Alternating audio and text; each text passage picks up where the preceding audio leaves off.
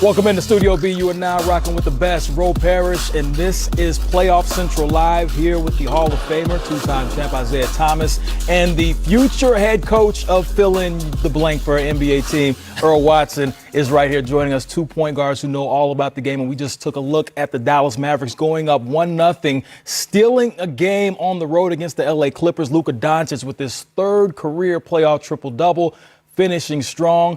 Zeke, we talked about this in the pregame show, and this is something we talked about offline last season, and you knew, looking at Luka and KP in particular, that they don't match.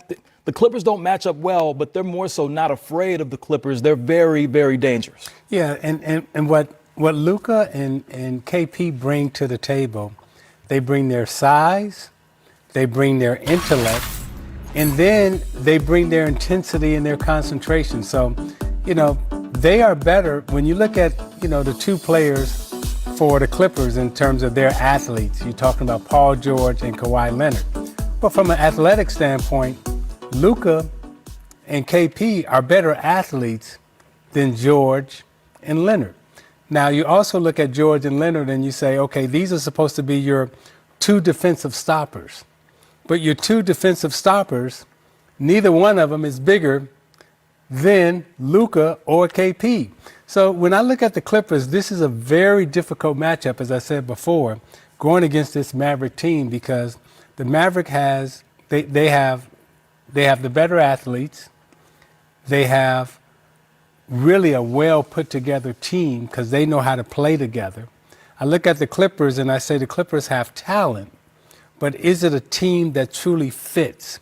Do they parts fit together to make what we call a team, or they're a collection of just good basketball players?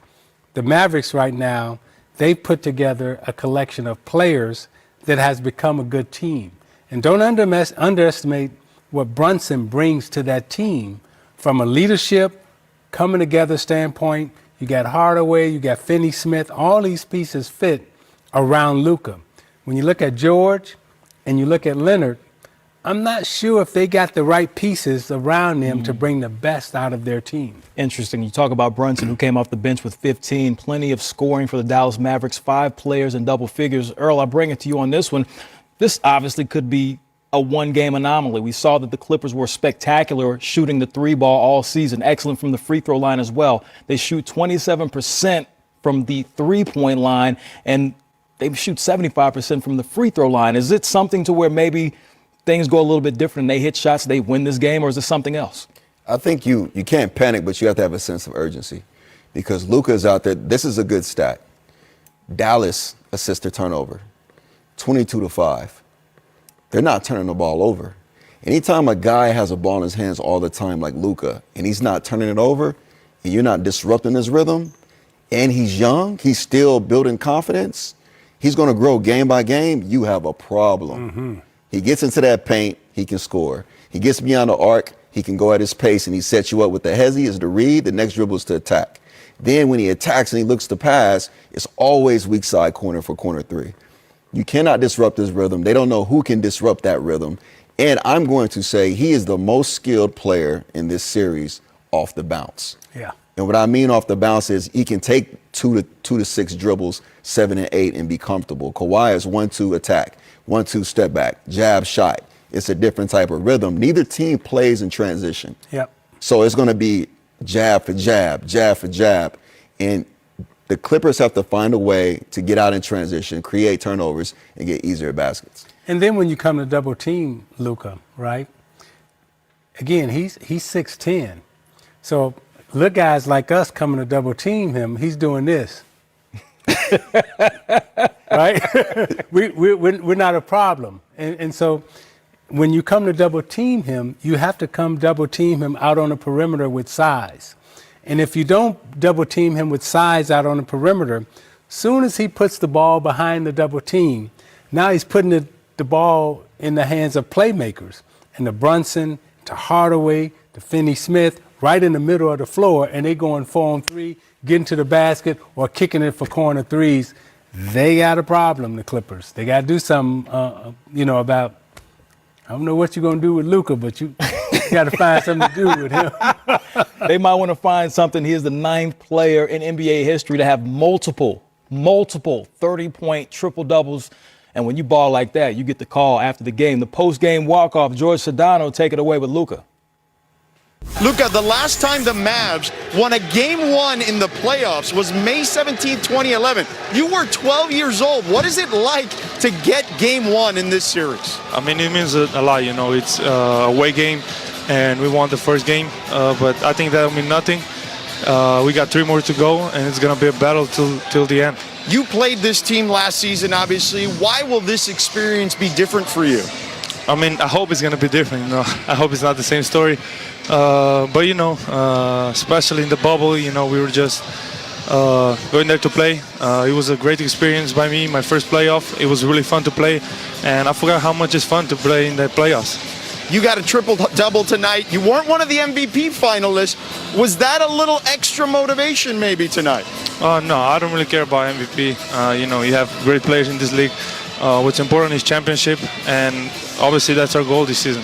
And, of course, Tim Hardaway Jr., your backcourt mate, he's been in the starting lineup. He's been out of the starting lineup. What can you say about his performance tonight? Oh, amazing. You know, he's been, like you said, in and out. You know, it's tough as a player. You don't know when you're going to start, when you're going to be off the bench. I think he did an amazing job.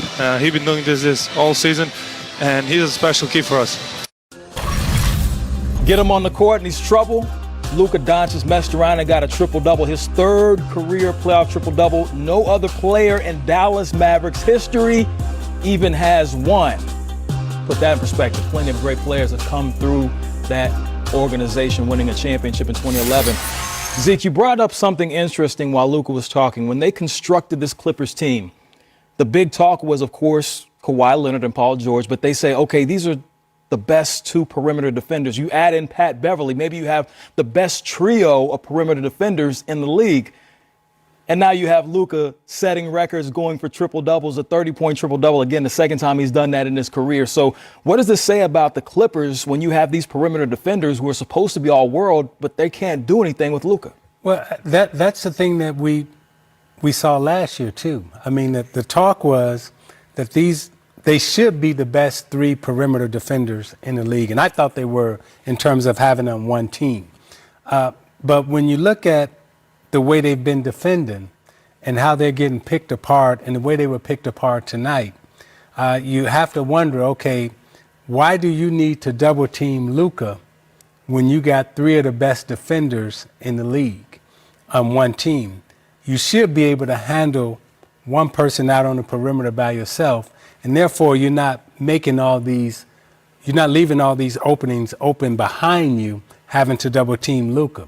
What Luka did today is expose their defensive inability, and then he put a big question mark around, are these the 3 best defenders on one team? Because, you know, Dallas pretty much had their way with him today. I've never met a nice defender. Like, it doesn't exist. You have to have an edge. It has to be disruptive. You have to get into the mind space and make your opponent uncomfortable. Like, no one can dribble down the court if you're considered even a good defender, and he's just chill, and he's just cool, and he in his rhythm. If that happens, there's a problem defensively. I think what the Clippers are also missing down the stretch last 3 minutes is Lou Will. He could bail them out a lot of games and get them in the game by playing off the bounce, playing in isolation. As you see, they ran great sets to get guys open, but they wasn't open clean. And then you had to make one-on-one plays, and they're capable. But Lou Will live that. That's who he is. It's his identity. So I'm not sure who's going to do it. Yeah. This conversation in the locker room isn't a coach conversation.